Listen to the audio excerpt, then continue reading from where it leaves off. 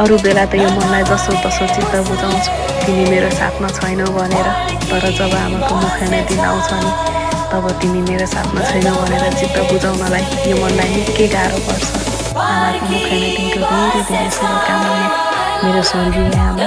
तिमीलाई थाहा छ, मलाई सबैले सोध्छन् किन घर नगएको, किन माइत नगएको आमाको मुखाने दिन भनेर, तर म उनीहरूलाई कसरी जवाफ दिउँ? जुन घरमा मेरो जुन जस्ती आमा थिए त्यो जुनलाई भगवानले सधैँका लागि खोसेर लगिदिएका छन् भनेर।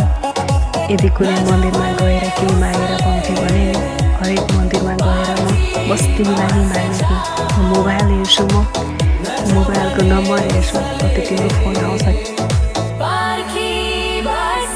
DJ Shovakar.